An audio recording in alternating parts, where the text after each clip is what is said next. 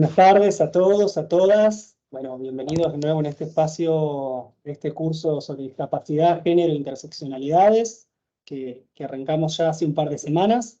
En el caso de hoy, la exposición va a estar a cargo de Lorena Sarquís, curadora oficial del Departamento Judicial Junín, a quien agradecemos. Lorena, te agradecemos por una vez más en el espacio de las capacitaciones del Instituto, también a todas las personas que nos acompañan. Y bueno, como siempre, vamos a tener un primer momento para la exposición y sobre el final vamos a dar el espacio para que puedan hacer preguntas o algún aporte. Así que bueno, son bienvenidos. Lorena, te doy la palabra, te agradezco nuevamente y el espacio es tuyo. Bueno, buenas tardes. La agradecida soy yo, porque bueno, siempre me convocan, y también a quienes están del otro lado en esta tarde linda de sol, tratando de buscar un poco de capacitación en materia de discapacidad, concretamente en el encuentro de hoy, mujeres con situación de discapacidad, derecho a la vida independiente y ejercicio de la maternidad con apoyos. Yo voy a hacer una súper mínima introducción, porque entiendo que esto ya lo vienen trabajando a lo largo de estos encuentros.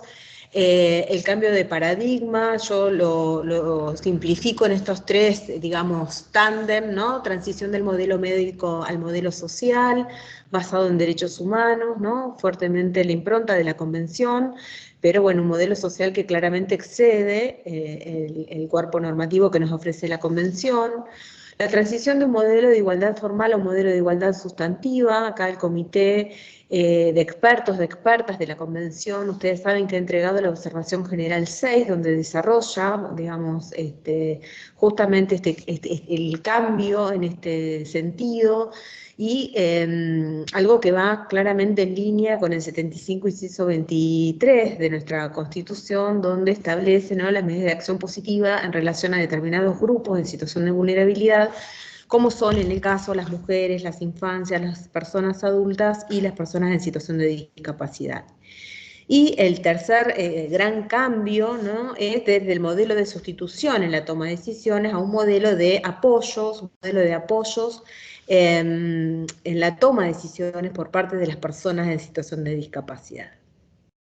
Este cambio de paradigma que se centra fundamentalmente en estos tres aspectos, de alguna manera va a estar presente a lo largo de el desarrollo del tema que hoy me toca abordar, que como dije es mujeres en situación de discapacidad y el ejercicio particularmente de la maternidad.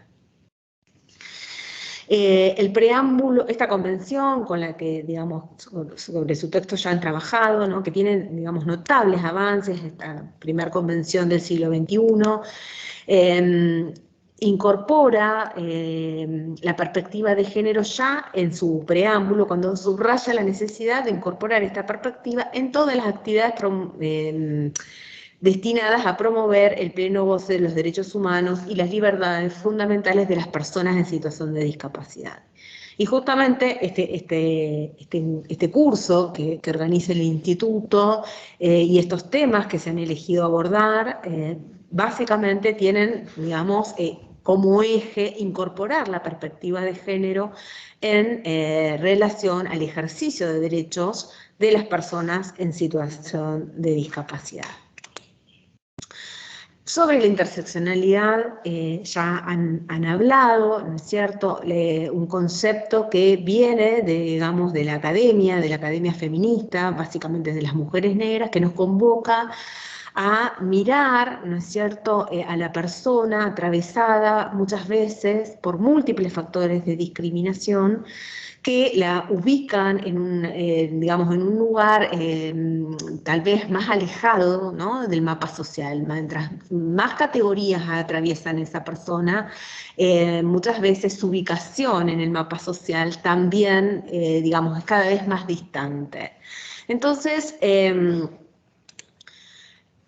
A mí lo que me interesa, y de alguna manera planteé hoy el encuentro, digamos, a partir de la perspectiva convencional que nos convoca, digamos, ya desde el título del curso que se organiza, es a reparar en dos cuestiones que nos trae la perspectiva interseccional, ¿no? Por un lado, la posibilidad de ver, nos convoca, nos invita a ver cuáles son las situaciones de injusticia específica que atraviesan, ¿no?, la vida de esa persona, en este caso de esta mujer en situación de discapacidad. Ya acá tenemos como de mínima dos categorías sociales: ser mujer y encontrarse en situación de discapacidad. Pero por otro lado, la perspectiva interseccional también nos convoca a desplegar estrategias que atiendan justamente esta situación de injusticia específica. Es decir, las estrategias que podemos plantearnos, en el caso nuestro, desde,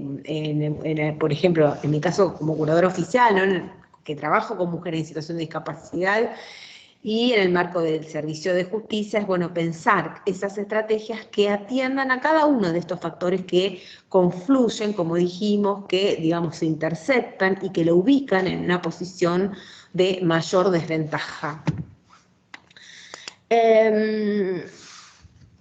Las mujeres, ustedes saben que en la convención hay como una doble mirada, ¿no?, digamos, a las mujeres, o sea, hay una entrega particularmente del artículo 6, y también hay, digamos, un abordaje a las mujeres en situación de discapacidad de modo transversal en los diferentes artículos que componen este texto, que son 50.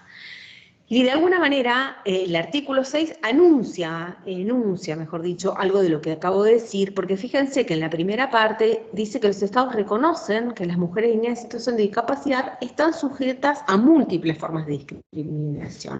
Si bien no nombra la discriminación interseccional y tiene alguna diferencia con, digamos, pero básicamente acá ya nos está diciendo, ¿no?, que hay diferentes factores que pueden atravesar a esta mujer en situación de discapacidad. Y por otra parte, en el segundo apartado, lo que nos dice es que los estados van a adoptar medidas pertinentes para asegurar el pleno desarrollo, adelanto y potenciación de la mujer, ¿no? Entonces acá, de alguna manera, tenemos estos dos ejes, digamos, que nos propone la perspectiva interseccional.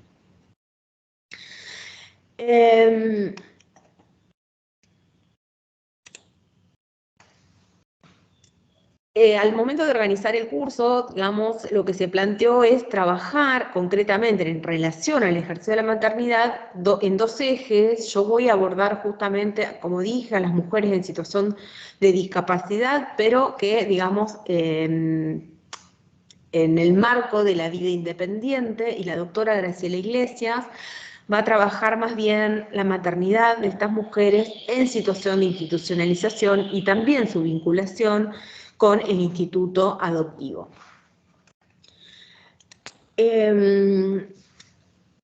Claramente acá nos encontramos que todas estas categorías de las que acabamos de mencionar nos convocan también a poner en juego, ¿no?, las diferentes herramientas normativas que tenemos destinadas, ¿no?, que han sido, digamos, adoptadas para especificar los derechos de estos grupos, de estas personas que intervienen, como en el caso la Convención sobre los Derechos del Niño, la Convención de CEDAW, la Convención sobre los Derechos de las Personas con Discapacidad, ¿no? Es decir, acá tenemos que buscar de alguna manera hacer una lectura integrada de las diferentes normas que, digamos, integran estas convenciones, pero también resulta sumamente útil poder ir a buscar el mensaje que cada uno de los comités de expertos, de expertas que tienen estas convenciones entregan en relación a un tema específico, en nuestro caso hoy, la maternidad de mujeres con discapacidad. Claramente, donde más vamos a poder encontrar es en la Convención sobre los Derechos de las Personas con Discapacidad, pero claramente el sistema internacional, este sistema internacional está permanentemente en diálogo y también algunos aspectos son abordados en la Convención sobre los Derechos del Niño, en Convención de CEDAW y también, como dije, por los comités de expertos. Estamos hablando del derecho a la vida familiar, así como un simple, digamos, recordatorio, donde lo encontramos en la Convención sobre los Derechos del Niño, en el artículo 7, el derecho a conocer y a ser cuidado por sus padres, en el artículo 8, a preservar la identidad y las relaciones familiares sin injerencias arbitrarias.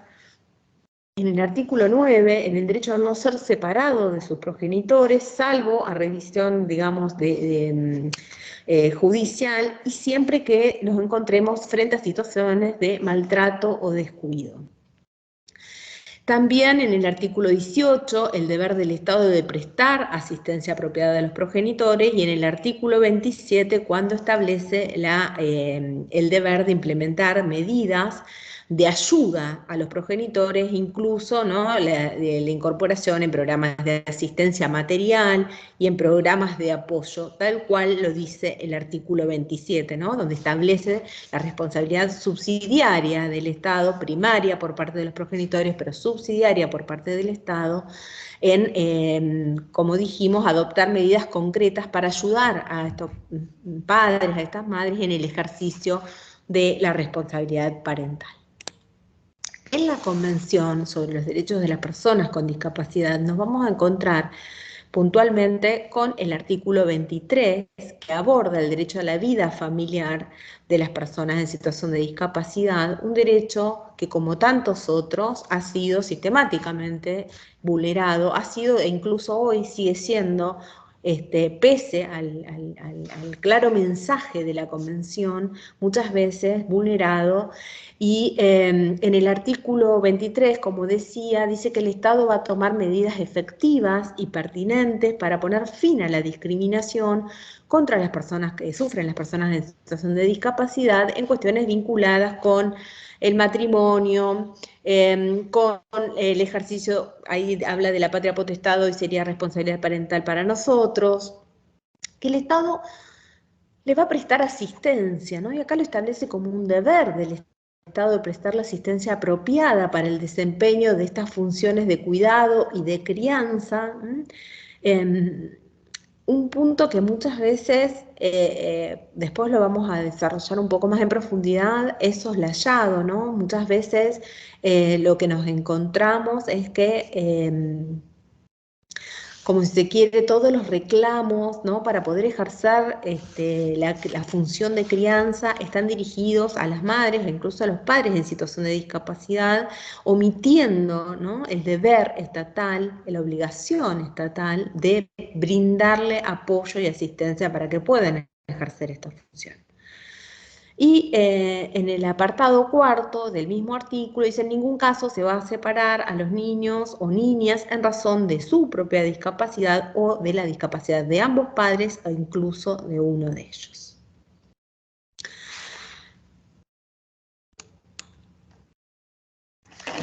Acá un poco, ¿no?, este cartel grande, atención, ¿no?, cuáles son las barreras con las que se enfrentan las mujeres en situación de discapacidad, y básicamente los estereotipos indebidos que se relacionan a la discapacidad y al género, ¿no? En mi trabajo como curadora oficial, ya hace más de 13 años, un poco más todavía, que vengo en muchos casos acompañando por, obviamente, decisión judicial a mujeres en situación de discapacidad en el ejercicio de la maternidad, advierto que el mayor problema, digamos, se encuentra básicamente en las barreras que se interponen en el ejercicio de este derecho, ¿no? Algo que ustedes ya trabajaron sobre el concepto de discapacidad, la cuestión de la diversidad funcional, y la barrera como digamos, la situación de discapacidad como resultante de, ¿no?, del encuentro, de la interacción entre el déficit en términos convencionales, pero preferimos hablar de diversidad funcional y las barreras. Bueno, lo que vamos a tratar de ver ahora es cuáles son las barreras específicas que se encuentran estas mujeres al momento de pretender ejercer la maternidad.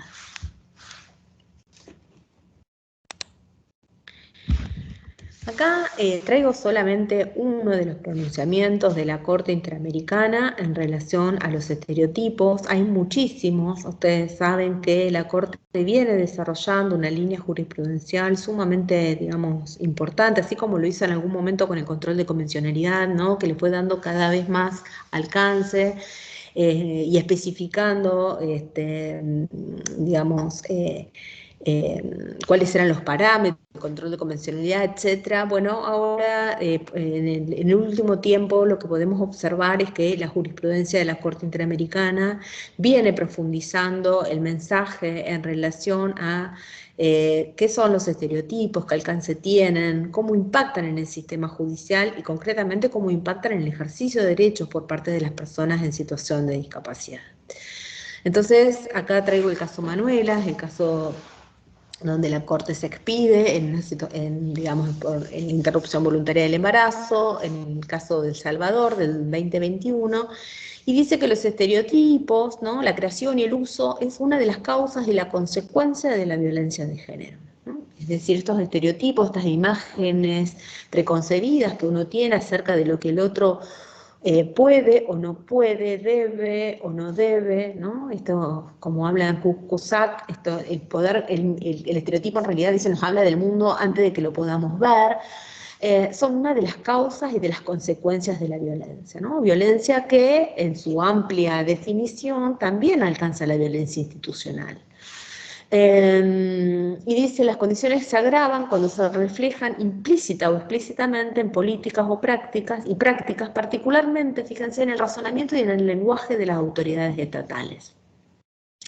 En efecto, si bien la utilización de cualquier clase de estereotipo es común, estos se vuelven nocivos cuando suponen un obstáculo en el ejercicio de los derechos, ¿no?, para que las personas puedan desarrollar sus competencias, o cuando se traducen en la violación o en la de los derechos humanos, ¿no?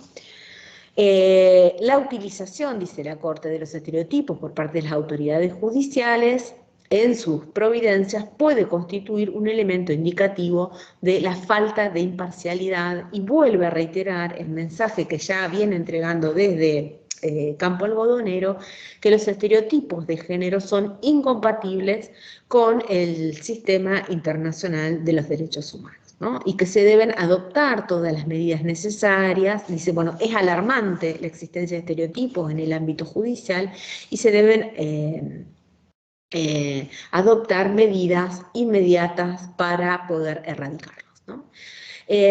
Como dije, este mensaje que entrega la Corte Interamericana en el caso Manuela no es relativo a las personas con discapacidad. Sin embargo, perfectamente, digamos, todo lo que dice la Corte alcanza, digamos, o lo podemos trasladar, si se quiere, a la discriminación que sufren muchas veces las mujeres en situación de discapacidad, producto de estos estereotipos que son nocivos en tanto, como dije, les obstaculizan el ejercicio de derechos, y en particular el ejercicio de la maternidad, de la posibilidad de criar a sus hijos.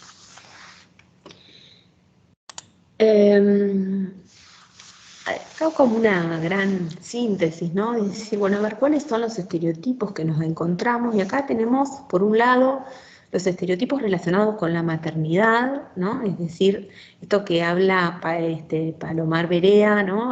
Dice, la madre es la gran matriz representacional, ¿no? Es esa representación ideal abstracta y generalizadora.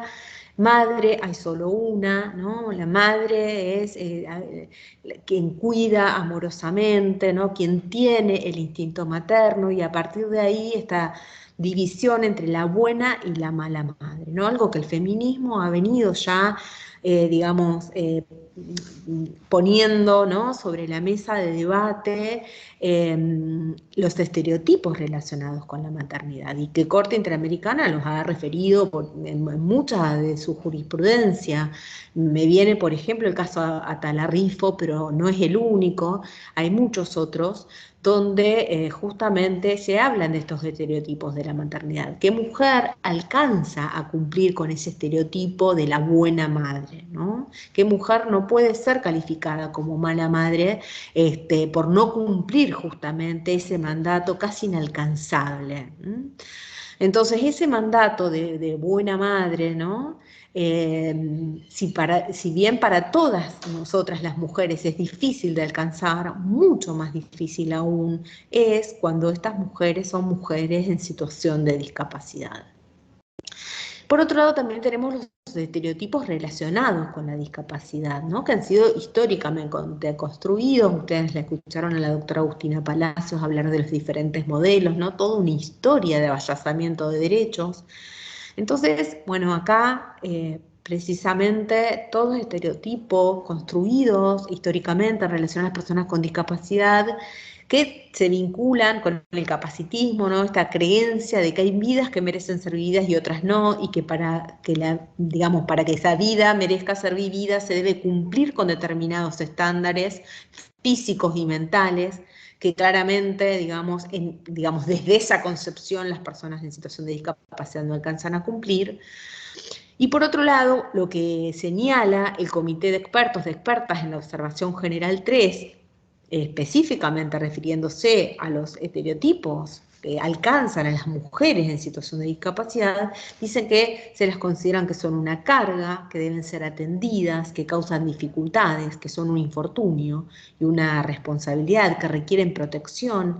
Es decir, fíjense cómo alguien que merece ser cuidado de acuerdo a estos estereotipos construidos, esta persona que, digamos, debe ser atendida, cómo poder pensarla como una mujer que puede cuidar a otros, ¿no? Es decir, ya ahí nos encontramos con una gran dificultad. También se las entiende a las mujeres como vulnerables, o sea, indefensas, dependientes, confiadas, inseguras, que son víctimas, ¿no? Se las considera como personas pasivas, sufrientes, ¿no?, que están desamparadas. Y también que son inferiores, ¿no?, que son deficientes, ineptas, débiles, inútiles, ¿no? Esto, tal cual los términos de la observación 3 del comité. Entonces, y podríamos seguir, ¿no? Entonces, digamos, acá nos encontramos con estas dos cuestiones, ¿no? Un estereotipo de maternidad que nos pone un estándar sumamente alto para, digamos, de ser buena madre, de lo que significa, ¿no?, la entrega casi total y absoluta, ¿no?, de la mujer en la crianza, para la función de crianza, y esta mujer en situación de discapacidad que ya per se, por, digamos, encontrarse en esa situación, queda, digamos, estereotipada de una manera que la ubica, ¿no?, como dijimos, en este lugar de dependientes, vulnerables, indefensas, ¿no? Y ahí hay una, digamos, una clara dificultad de poder articular quién es dependiente, cómo pensarla a esta mujer en una situación, como dijimos, de crianza, de cuidado.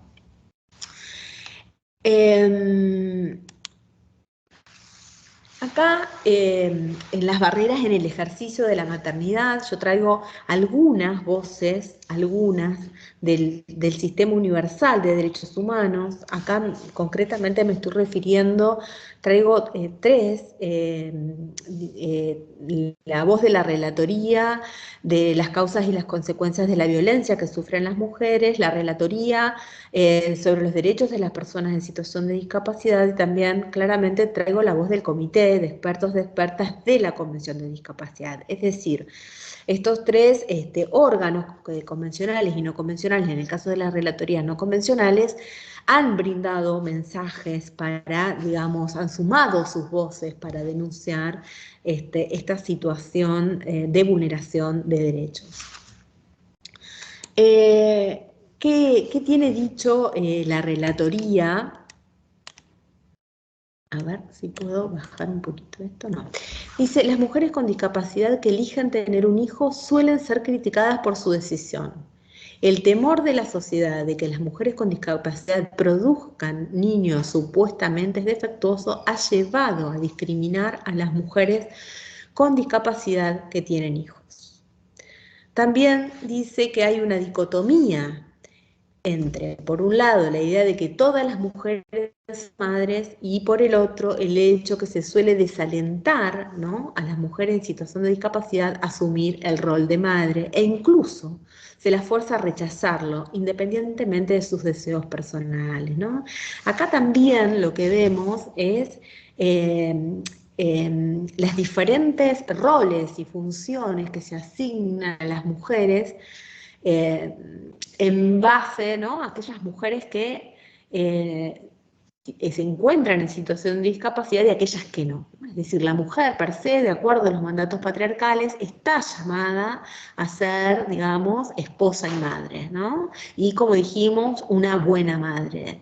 Sin embargo, este mismo sistema patriarcal que establece, digamos, un orden de privilegios, ¿no?, y de desventajas para algunos grupos subalternos, ubica a las mujeres, ¿no?, como mujeres no aptas, ¿sí?, para tener hijos, e incluso en el caso que llegaran a tenerlos. Ustedes vieron con la doctora Silvia Fernández los derechos sexuales reproductivos de las mujeres en situación de discapacidad. Hace hasta muy poquito nuestro país autorizaba la ligadura de trompas sin consentimiento de ellas, ¿no? Bueno, es decir, no, digamos, todo el ordenamiento estaba construido para que ellas no pudieran, digamos, tener sus hijos o sus hijas, e incluso en el caso que los tuvieran, justamente, mayormente lo que nos dicen es que eran separados.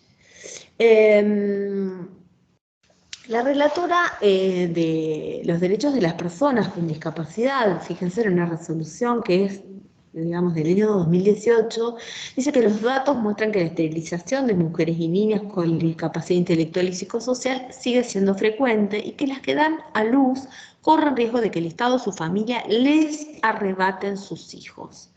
Estar bajo tutela de un curador o ingresar a una institución aumenta el riesgo de sufrir alguna de estas prácticas. Y acá un punto por ahí para poder observar es que de aquellas mujeres en situación de discapacidad, mayor riesgo aún tienen de perder el cuidado, la comunicación de sus hijos o hijas, aquellas mujeres que se entiendan que tienen un déficit, y acá uso déficit en términos de la convención, pero digamos un déficit en la salud mental, ¿no? Es decir, aquellas mujeres que tienen un diagnóstico en el campo de la salud mental, e incluso aquellas mujeres en situación de discapacidad intelectual o psicosocial son, digamos, aquellas que mayor riesgo todavía tienen de perder la custodia y la crianza y e incluso luego la comunicación con sus hijos o hijas. Dice, la visión estereotipada de las mujeres en situación de discapacidad puede afectar sus derechos como progenitoras y privarlas acá de la crianza, ¿no?, en base a estos estereotipos, creencias firmemente arraigadas que son legitimados, fíjense lo que dice la relatoría, en los juzgados o en los tribunales de familia, ¿no? Incluso, digamos, utilizado después al momento de resolver. Y por acá hay otro informe también donde dice, bueno, que el apoyo no se puede abordar en forma neutral género, esto lo vamos a tratar un poquito más adelante también, y que se deben eliminar todas las barreras que interfieran en el acceso de las mujeres y niñas con discapacidad a los arreglos de apoyo o prestación de asistencia para que desempeñen la función de cuidado a sus hijos, ¿no? Es decir, se deben eliminar todas las barreras que interfieran en el ejercicio de este derecho. Por último, el comité también hace alusión a esta situación en dos observaciones. Lo hace en la observación 3, una observación que específicamente entrega a las mujeres y niñas en situación de discapacidad, y en la observación 6, donde el comité aborda concretamente la igualdad y la no discriminación. En la observación 3 dice que estos estereotipos combinados, es decir, estereotipos de género y de discapacidad, basados en conceptos de incapacidad o inhabilidad, pueden dar lugar a que las madres con discapacidad sufran una discriminación jurídica, ¿no? Algo en línea un poco con lo que viene diciendo, como decíamos hasta hace un ratito, la Corte Interamericana, por el motivo por el cual esas mujeres están excesivamente representadas en los procedimientos de protección al menor, esto serían las medidas de abrigo en el ámbito provincial, y pierden de manera desproporcionada el contacto y custodia de sus hijos, que son objetos de procedimientos de adopción o colocados en una institución. Es decir, acá también hay una línea, digamos, en lo que expone el comité de expertos, de expertas de la convención, con lo que viene diciendo la relatoría de discapacidad y la relatoría de violencia.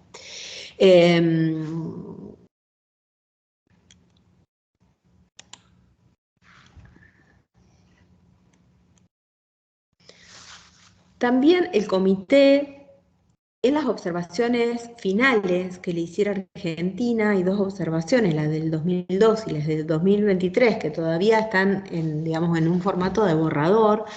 El comité le observa al Estado argentino la preocupación, le transmite la preocupación por la falta de reconocimiento del derecho a formar una familia de algunas personas en situación de discapacidad, especialmente aquellas declaradas insanas o inhabilitadas. Fíjense que, bueno, es una observación del 2012, anterior a la reforma del Código Civil y Comercial, y el comité dice, insta al Estado que modifique el código, que lo alinee al artículo 12, al ejercicio de la capacidad jurídica con apoyos, al artículo 23, el derecho a la vida familiar, y que ofrezca apoyos necesarios para ejercer la maternidad y la paternidad de personas en situación de discapacidad que lo requieran.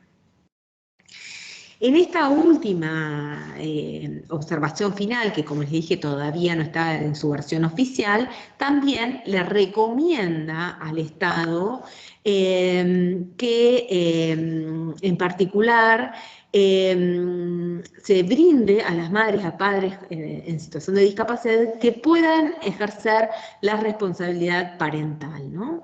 Y evitar que estas familias sean separadas de sus hijos o de sus hijas y que reciban el apoyo adecuado.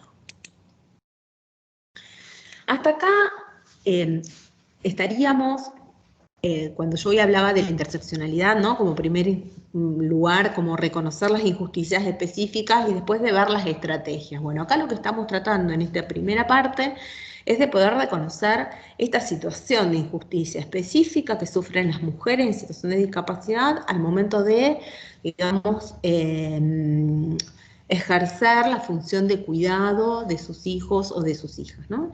¿Qué es lo que nos vienen, digamos, cuáles son las barreras que se identifican por parte de estos órganos convencionales y no convencionales del sistema universal?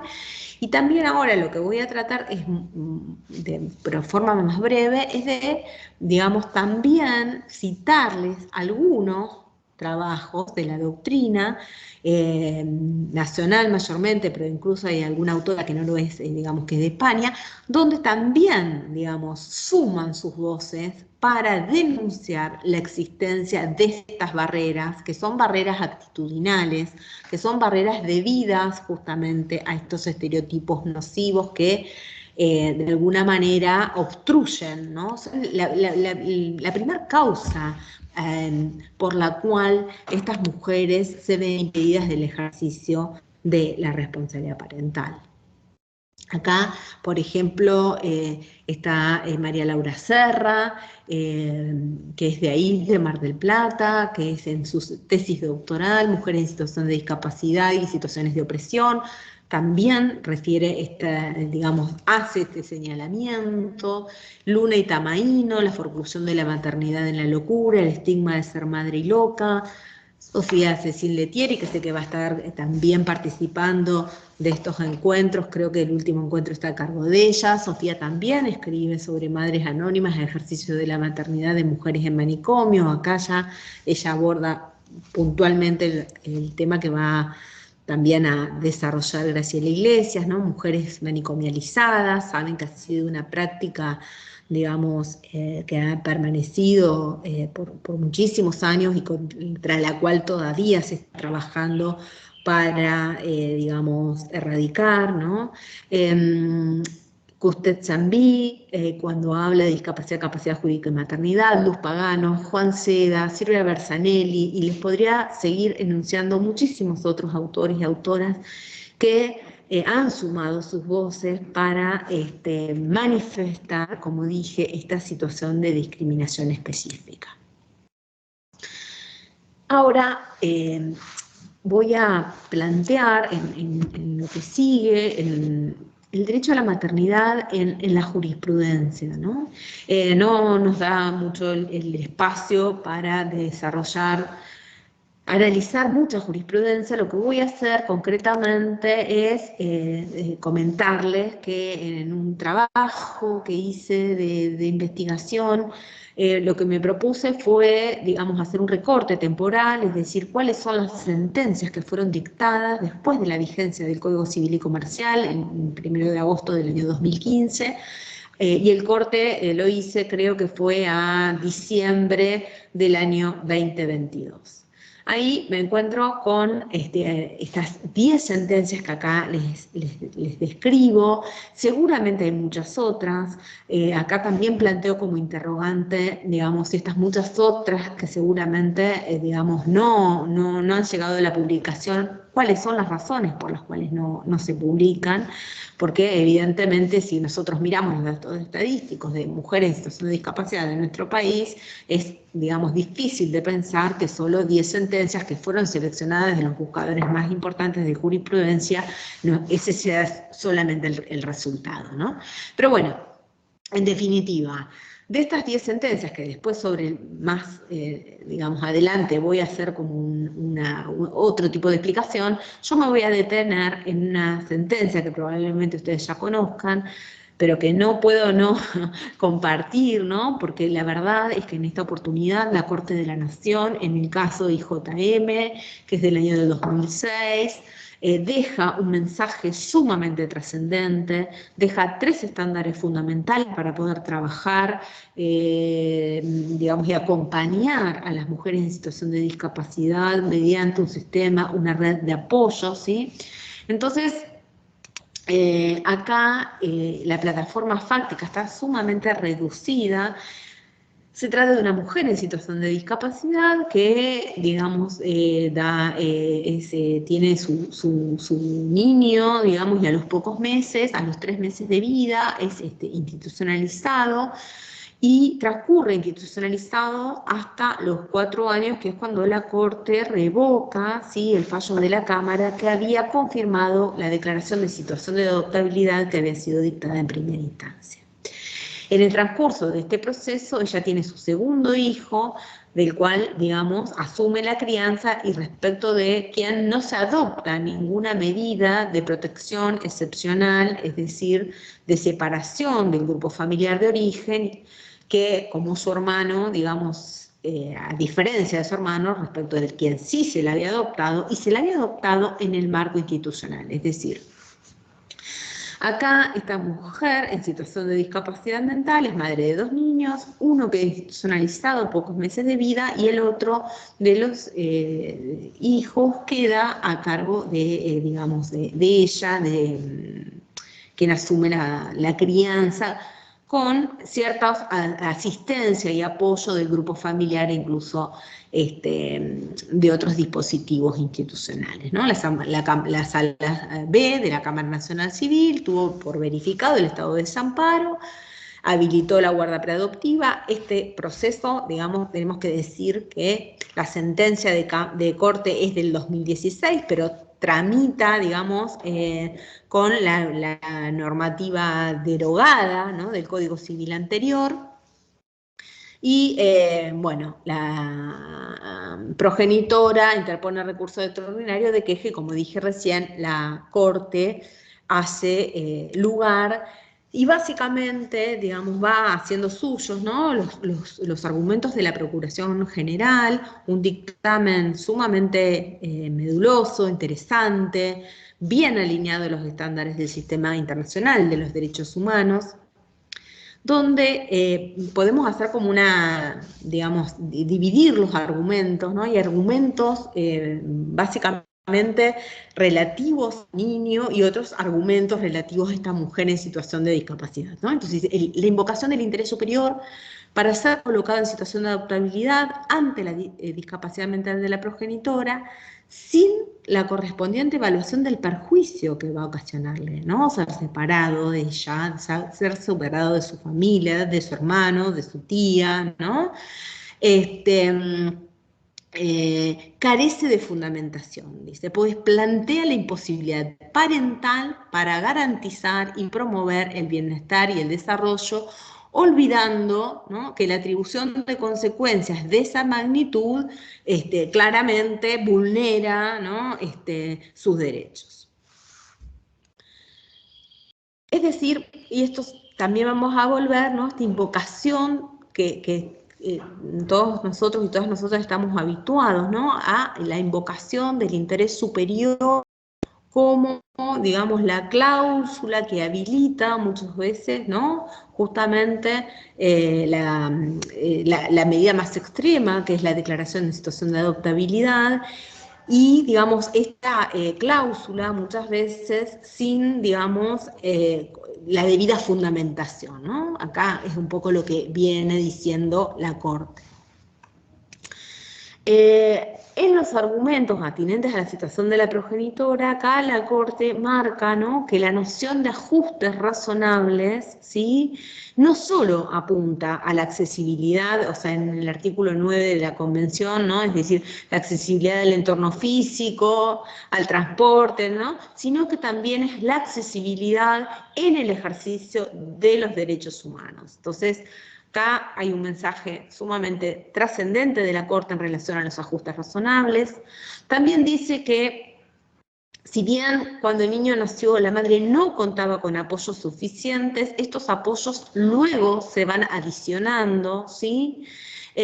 Con lo cual la situación se va modificando, es decir, se advierte en ella, ¿no?, que el acompañamiento en el ejercicio de la función modifica su posición subjetiva. Y también la Corte lo que dice es que existan necesidades de estímulo, ¿no?, y de atención por parte del niño o niña no es motivo suficiente para adoptar la separación, sino que justamente, y por el contrario, la existencia de estas necesidades de estímulo y de atención son las que nos deben, que nos obligan a implementar un sistema de apoyos, como dice la carga positiva, ¿no? Y acá nos vamos al 75, inciso 23, bueno, es decir, a este concepto de igualdad no formal, igualdad sustantiva, bueno, ¿no?, la carga positiva de implementar, de prestar apoyos y ajustes razonables. ¿Cuáles son los tres estándares que... ay, esperen que se me fue... esperen, esperen, me fui. Acá. ¿Cuáles son los tres estándares rectores de singular peso que deja la Corte en este caso tan citado por la doctrina, pero poco muchas veces en la jurisprudencia, IJM, ¿no? Por un lado, lo que dice es la prestación de servicios de apoyo indispensables para incrementar el nivel de autonomía en la vida cotidiana y en el ejercicio de derechos, la adaptación de esos servicios a las necesidades específicas de cada individuo, considerando sus necesidades como base principal, y después el derecho a los soportes especiales, ¿no?, para poder ejercer la parentalidad. No sé si hasta acá... No sé, abren preguntas siempre al final, si quieren ahora hacer alguna pregunta, si sigo. Ahí vamos a habilitar los micrófonos para quien quiera comentar algo pueda Dale. hacerlo.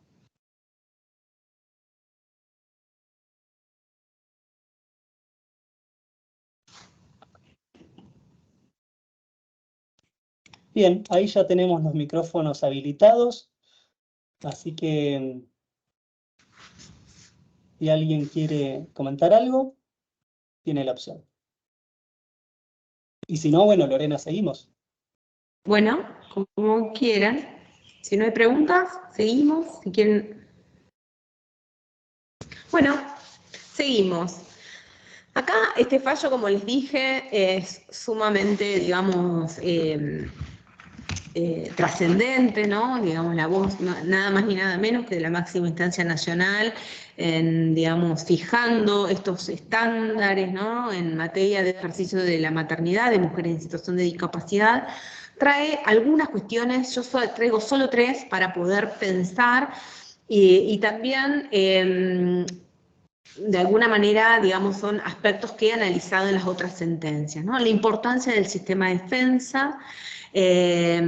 Acá, para quienes tienen o tengan interés en profundizar el trabajo, la tesis doctoral de Flaxo de la doctora Rita Custet-Zambí, donde ella trabaja discapacidad, capacidad jurídica y maternidad, donde lo titula La irrupción de las nuevas sujetas procesales como disruptivas de las prácticas forenses, vamos juntas a la par, ¿no? Es decir, verdaderamente, y esto también lo puedo, digamos, corroborar de alguna manera en el ejercicio de mi función como apoyo judicial, la trascendencia que tiene digamos, el ejercicio de la defensa y muchas veces en el trabajo conjunto, no necesariamente, pero sí en muchos casos, de la defensa oficial, del apoyo designado, ¿sí?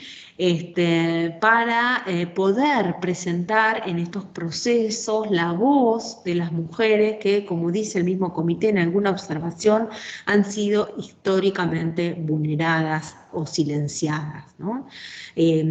Algo que solemos todavía ver, pese a que el Código ha puesto civil y comercial mucho empeño, ¿no? en marcar la trascendencia de la escucha de la persona en situación de discapacidad, todavía, digamos, cuesta, digamos, que esto verdaderamente sea una práctica que exceda la cuestión formal, ¿no? Y que ese espacio de escucha sea realmente, digamos, productivo para poder pensar cuáles son los apoyos que esa mujer requiere para ejercer la maternidad.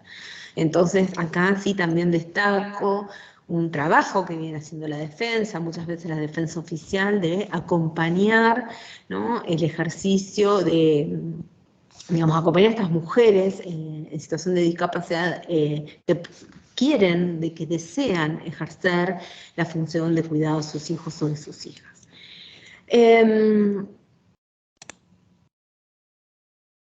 Acá también hay muchos autores y autoras que han comentado este fallo, y a mí quisiera compartirles un trabajo de la doctora Marisa Herrera, ¿no? Que habla de vulnerabilidades y derechos, la no adopción en su lugar, donde ella justamente comenta este fallo y, como suele hacerlo, ¿no? Siempre nos pone interrogantes por delante.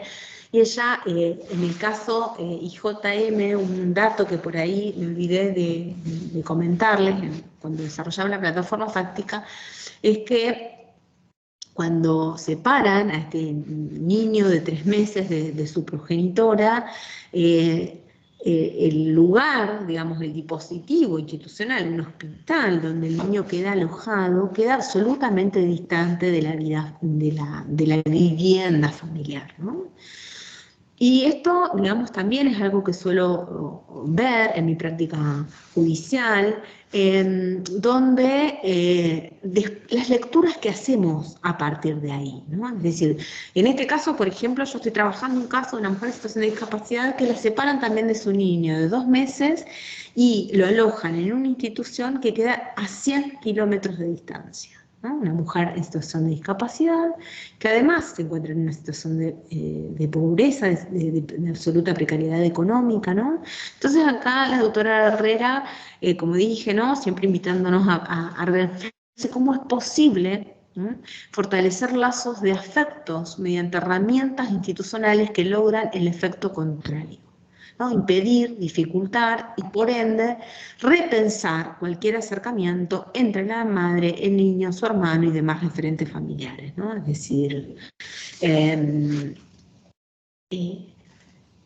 justamente estas herramientas institucionales que lejos de trabajar, ¿no? como manda la normativa internacional, nacional, la ley 26.061, la ley 13.298, ¿no? Por restablecer la vulneración de derechos en ese grupo familiar, justamente estas prácticas impiden, dificultan, y a partir de ahí hacemos toda una serie de lecturas, ¿sí?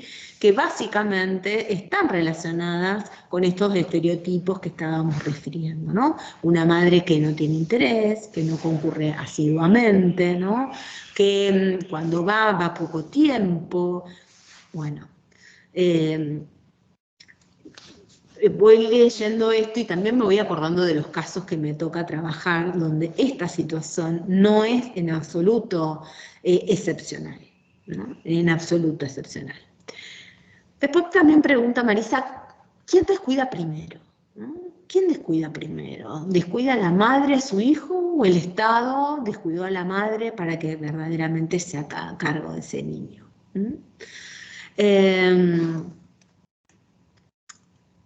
Y como tercera cuestión, ¿no? A mí me interesa también marcar esto de la subsidiariedad y la excepcionalidad de las medidas de abrigo, que esto es claramente algo que todos ya sabemos, pero que, digamos, a mí también me interesa reflejar que cuando pensamos apoyos en el ejercicio de la maternidad, no estamos necesariamente hablando de los apoyos para el ejercicio de la capacidad jurídica, que son los apoyos del artículo 12, y son generalmente los apoyos que establecemos en los marcos de los procesos de determinación de capacidad jurídica, ¿no? Y estamos hablando de los apoyos para la vida independiente, porque el derecho a ejercer la maternidad se da en el marco de una vida independiente, donde no necesariamente esta mujer digamos, debe a la par tramitarse respecto de ella un proceso de capacidad jurídica, si bien uno y otro derecho tienen vinculación, no necesariamente, porque a veces en la práctica judicial lo que hacemos es poner en stand-by estas medidas de protección,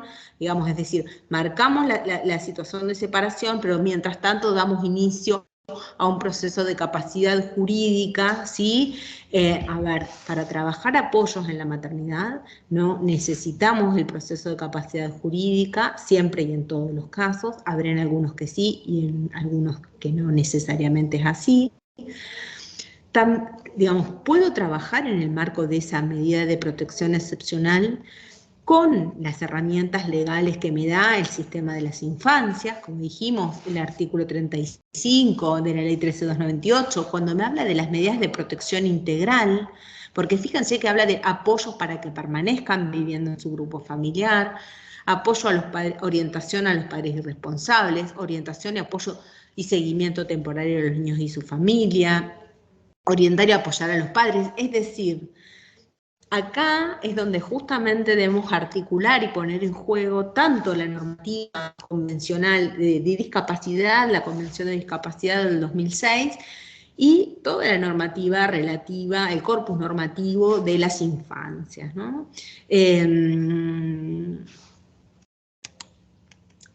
Y acá, bueno, en síntesis, ¿no? Vuelvo, retomo ese listado de sentencias a las que yo hacía referencia hace un ratito. ¿Y qué es lo que, digamos, de este pequeño recorte yo pude registrar? Que es que en estos 10 procesos, bueno, muchos de ellos son de medidas de protección de abrigo, 4 concretamente, 3 son de ejercicio de la responsabilidad parental o privación de la responsabilidad parental, y 1 de determinación de la capacidad jurídica. 1 es materia a categorizar. Después de este universo de sentencias, lo que nos encontramos es que de las 10 sentencias analizadas, en 8 se pidió la declaración de situación de adoptabilidad. Es decir, siempre está presente, ¿no? Como que la mejor opción es la familia adoptiva.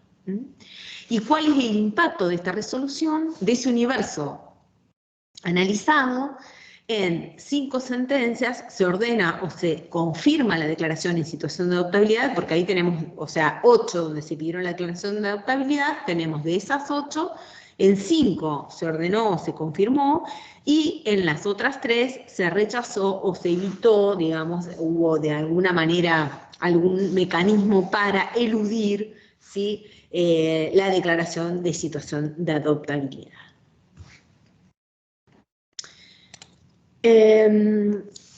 Estas resoluciones son, una es de la Suprema Corte dos son de la Suprema Corte de la Suprema Corte de Justicia de la Provincia de Buenos Aires, de la Cámara Civil de Necochea, de la Cámara de Gualeguaychú, hay 2.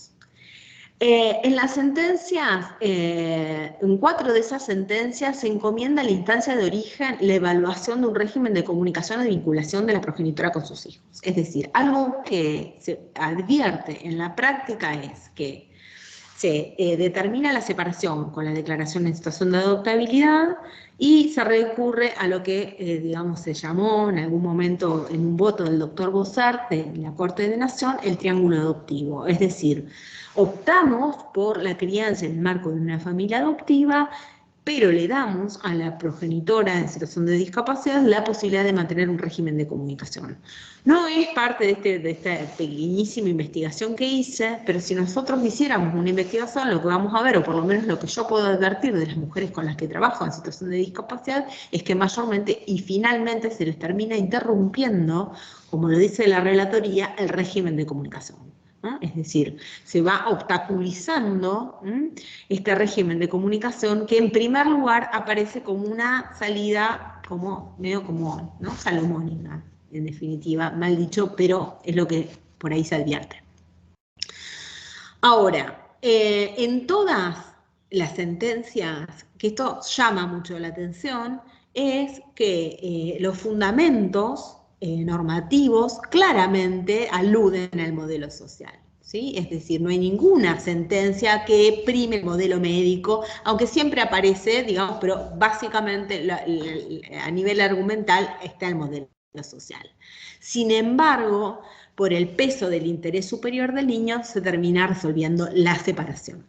Entonces acá, ¿no?, traigo como también, un poco en línea, ¿no?, para poder pensar esta fórmula del interés superior que sabemos que trajo para quedarse la Convención, la Convención sobre los Derechos del Niño, pero que fíjense, la Convención de Discapacidad claramente abandona, ¿sí? Es decir, el interés superior lo mantiene siempre que refiere a las infancias en situación de discapacidad, pero el Comité de Expertos y de Expertas de la Convención, en la observación general 1 ya establece que el interés superior no es una salvaguarda aplicable a las personas en situación de discapacidad, ¿no?, que nos vamos a manejar en el marco de, digamos, el deseo, voluntad y preferencias, y que en el caso que no se pueda determinar, vamos a recurrir a lo que se llama su historia bibliográfica, ¿sí?, pero no a la fórmula interés superior. Acá ya en el año 97, perdón, en el libro Madres Excluidas, donde las autoras Giberti, Yavano de Gor y Taborda trabajan, digamos, las madres de los niños y niñas en situación de dados en adopción, ellas dicen muchas violencias sociales que circulan, están enmascaradas. Digo, acá lo que voy a referir es a una perspectiva crítica del interés superior, están enmascaradas en lo que dio a denominarse el interés superior, y si bien representa un mecanismo en favor de la criatura, su interpretación es el resultado de la superioridad cultural que por lo general tienen los profesionales que se ocupan de la adopción. Mirti Lundain en el año 2009 resalta, ¿no?, algo que ya todos sabemos, que son las características de ambigüedad, vaguedad y carga emotiva que tiene el interés superior, ¿no? Esto claramente advertido por el comité cuando, digamos, entrega la observación general 14, donde desarrolla el concepto de interés superior. Por ejemplo, también Cornejo habla que esta fórmula puede perder concreción jurídica a la medida que su contenido se nutre muchas veces de elementos no específicamente jurídicos o extrajurídicos, como son éticos, tradicionales, de conveniencia. ¿Mm? González de Wiesel también habla de esta textura abierta de la norma, ¿no? Que argumentar de otro modo solo enmascara posiciones personales, creencias morales o religiosas que se vuelven arbitrariedades judiciales o jurisdiccionales, Sillera Bruñol, ¿no? Es decir, por lo menos tener presente, ¿no? Es que es cierto que tenemos esta norma que nos establece, ¿no? Que en toda medida que se deba adoptar prima el interés del niño o la niña, sin embargo no podemos dejar de considerar las dificultades que tiene esta cláusula, ¿no? Y que, digamos, este concepto de interés superior debe ser, digamos, fundamentado, cumpliendo, ¿no? los lineamientos, los estándares que el mismo comité entrega en la observación 14, ¿no? Y después, acá ya un poco dirigiéndome a lo que yo les propuse al inicio, ¿no? Abandonar esta primera etapa donde pretendía, digamos, marcar cuáles son las barreras, quiénes nos hablan de esta barrera, de las barreras, no solo las voces del sistema internacional, de órganos convencionales y no convencionales, no solo las voces del ámbito académico, ¿no? Es decir, cómo podemos pensar en estrategias de armado de redes de apoyo para mujeres en situación de discapacidad. Y acá yo les comentaba recién que el comité en esta versión todavía no oficial, no de versión avanzada, no editada, de las observaciones finales que le hace a la Argentina en este año, dice el comité le preocupa que cuando habla del artículo 12, que es el artículo donde establece los apoyos para el ejercicio de la capacidad jurídica, que en contradicción con el modelo de derechos humanos, la designación judicial de apoyos implique la restricción de capacidad jurídica y que en ese marco solo se consideran las curadurías oficiales como posibles proveedores de apoyo, ¿no? Y acá la verdad es que de analizar jurisprudencia, digamos, no solo jurisprudencia que es relativa a el ejercicio de la maternidad de mujeres en situación de discapacidad, sino, digamos, cómo se ha implementado el sistema de apoyos que nos trae la Convención y que también incorpora el Código Civil y Comercial. Lo que vemos es que no siempre, pero mayormente hay como el cambio de rótula, ¿no? Es decir, ya el curador no lo llamamos curador, lo llamamos apoyo, pero que no alcanzamos verdaderamente a buscar implementar un sistema que, digamos, sea más integral para el ejercicio de los derechos, no solo en la toma de decisiones de capacidad jurídica, y que somos poco creativos a la hora de armar redes, ¿no? Y con frecuencia se recurre, ¿no?, a la figura de la curaduría oficial como si fuera, digamos, la única posibilidad para establecer sistemas de apoyo. Entonces, ¿por qué traigo esto, no? Porque como a la hora de pensar cómo armar una red de apoyos, ¿no?, lo que no y lo que sí, ¿no? Es decir, si seguimos pensando en una red de apoyos, en el caso que nos encuentra hoy, de mujeres en situación de discapacidad para ejercer la maternidad, es decir, lo que no es pensar que cumplimos con el mandato convencional, que cumplimos con el mandato del Código Civil y Comercial, con el solo hecho de designarle una sola persona de apoyo, incluso cuando esa persona de apoyo es un curador o una curadora oficial, ¿no? Yo a veces suelo decir en mis escritos bueno, nosotros podemos ser un eslabón más de una red ¿no? Una red de apoyo, una red de asistencia, un eslabón más. Ahora, entonces a partir de ahí, ¿qué es lo que me parece que tendríamos que considerar, ¿no? Por un lado, la diversidad de los ámbitos en los cuales puede resultar necesario el apoyo, y acá, siguiendo muy claramente, digamos, las autoras que me han precedido y que tan generosamente me han invitado a participar hoy, Agustina Palacio, Silvia Fernández, bueno, es decir, apoyos en la toma de decisiones, que son estos apoyos del artículo 12, y los apoyos para la vida independiente, ¿no? Es decir, si bien, como dijimos, hay una relación claramente, digo, pero no tenemos que dejar de advertir que tenemos concretamente para la toma de decisiones, que son los que establece el artículo 12, que son los que recepta el artículo 32, y después los apoyos para la vida independiente, que no necesariamente requieren de este proceso judicial de determinación de capacidad jurídica.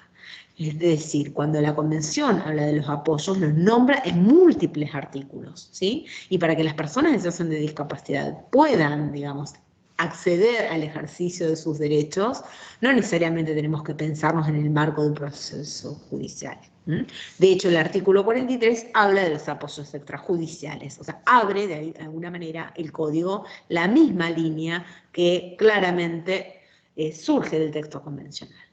Por otra parte, la diversidad en la conformación, ¿no? Es decir, una amplia gama de apoyos o de medidas de apoyo, dice la Convención.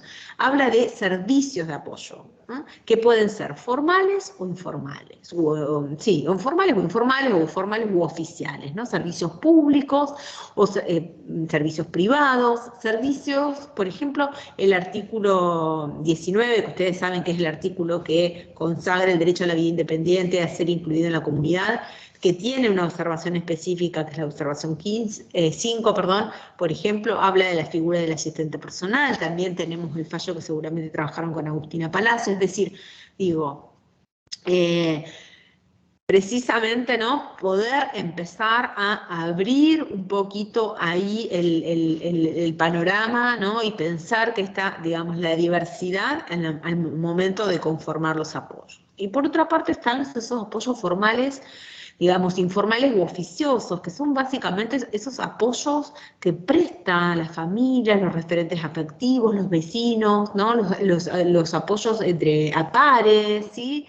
Que los reconoce la Convención, los reconoce la Relatoría, algún informe del Alto Comisionado, ¿sí? Es decir, estos apoyos que también a veces hay como una tendencia excesiva a conformar el sistema de apoyos por esta red de apoyos oficiosos, ¿no? Es decir, de acá abre también al pensar, ¿no? La mujer casi exclusivamente en las funciones de cuidado, ¿no? Es decir, acá el 23 habla del deber del Estado de prestar asistencia y apoyo, entonces tenemos que pensar en articular redes de apoyo para ejercer la maternidad que tengan una composición mixta, ¿no? El sistema de apoyo debe estar integrado por régimen único, una variedad de regímenes, de agentes oficiales públicos o privados, tanto como oficiosos, porque acá también a mí me interesa marcar es que hay una situación de desigualdad muchas veces en aquellas mujeres en situación de discapacidad mental o de discapacidad que tienen recursos económicos de aquellas que no los tienen, ¿no? Porque aquellas que no los tienen son mayormente a quienes se les priva de la función de cuidado. Aquellas mujeres en situación de discapacidad que tienen recursos económicos muchas veces pueden armarse esa red de asistencia y de apoyos, digamos, y tienen los recursos económicos para poder solventar muchas veces estos apoyos que se les brindan en relación al cuidado, muchas veces, de sus niños o de sus niñas, ¿no? Y por otra parte, pensar que el apoyo, este sistema, esta red que se conforma, es provisional, ¿no? Es decir, nosotros queremos, como a veces, garantizarnos que esto que vamos a trabajar y de esta manera que vamos a articular este sistema, bueno, va a permanecer en el tiempo. Y no permanece en el tiempo de nadie, nuestra vida, digamos, personal también se va modificando de acuerdo a un montón de situaciones que atravesamos y que vivimos. Y que tenemos que saber, ¿no? Si bien, por ejemplo, el código nos da esta pauta de los 3 años para poder reevaluar la situación, digo, bueno, muchas veces es necesariamente antes, ¿no? Es decir, tener que saber que tenemos que trabajar acá con cierta, digamos, plasticidad al momento de, más en este tipo de apoyos, ¿no? Donde hay una madre, un niño, una niña, ¿no? Entonces, acá esta cuestión de provisionalidad y esto que dice Encarna Trías en esa famosa sentencia del Tribunal Superior Español que dice no se trata de hacer un traje a medida, sino de hacer todos los trajes de medida que hagan falta, ¿no?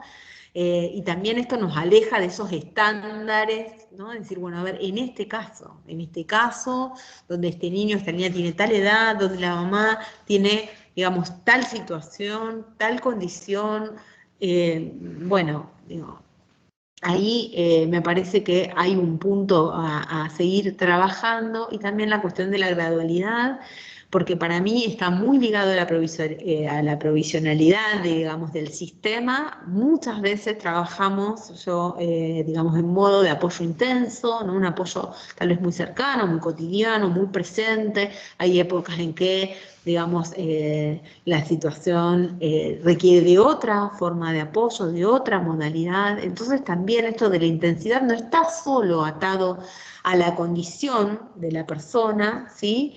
Sino al momento que está atravesando, a su contexto. Yo, por mi parte, voy a cerrar con este informe de la Relatoría del 2007 y dejo ahí justo, me parece, en el tiempo unos minutos para poder charlar. La Relatoría dice, por muy elocuentes que sean los tratados, no se aplican automáticamente. El proceso por el que se interiorizan y se ponen en práctica es complejo pero esencial. Deben hacerse realidad en sitios pequeños, donde la gente vive su vida. El objetivo último es conseguir que cada una de las partes contratantes incorpore los valores subyacentes de la Convención, que son valores del sistema, digamos, de derechos humanos, como un reflejo automático. Es un trabajo en curso que en general avanza en la dirección correcta. Así que bueno, yo creo que sí, digamos, entiendo que tenemos una gran deuda con las personas en situación de discapacidad, porque sí, como habrán escuchado a la doctora Palacios, la historia, ¿no? Digamos, da cuenta de la grave violación de derechos humanos que han sufrido. Creo que vamos en el sentido correcto. Ciertamente esta convención, fundamentalmente la Convención de ONU, puso el tema en la agenda, lo puso en este lenguaje de derechos humanos. Nuestro país es, digamos, reconocido por ser uno de los primeros países que se dispuso a adecuar la normativa interna conforme a esos estándares del sistema o de la convención, puntualmente la Convención de Discapacidad. Y bueno, y de hecho el Instituto de Asuntos Judiciales ya lleva organizadas muchos encuentros, ¿no? Para poder justamente ir profundizando este camino de reconocimiento de derechos, digamos, que nuestras prácticas justamente sean acordes a la línea normativa, ¿no? Ahí poder hacer esa articulación, ahí es donde está hoy para mí el gran desafío. El bloque normativo está, es muy claro, mucho se ha escrito, mucho se sigue escribiendo, pero ahí me parece que lo que nos debemos fundamentalmente es trabajar en las prácticas, trabajar nosotros sobre nosotros mismos en relación a los estereotipos que todos tenemos y que todas tenemos, porque lógicamente nos hemos culturizado de esa manera, ¿no? En relación a, digamos, a los estereotipos de género, a los estereotipos de discapacidad. Yo estoy absolutamente convencida que son la principal barrera, que es la principal barrera y que cuesta muchísimo, digamos, trascenderla, cuesta mucho a veces poder mostrar lo que esa mujer está pasando, lo que esa mujer está sufriendo con esa separación. Bueno, que verdaderamente con un sistema de apoyos puede, digamos, cumplirlo. Lo que pasa es que a veces, bueno, nada, esto, ¿no? Me parece que venimos de un campo muy plagado de estas cuestiones que nos impiden ver la capacidad, las posibilidades. Así que bueno, nada, cierro acá y me quedo abierta para charlar un ratito, para que me cuenten experiencias, me pregunten dudas, lo que quieran. Acá les dejo el muchas gracias.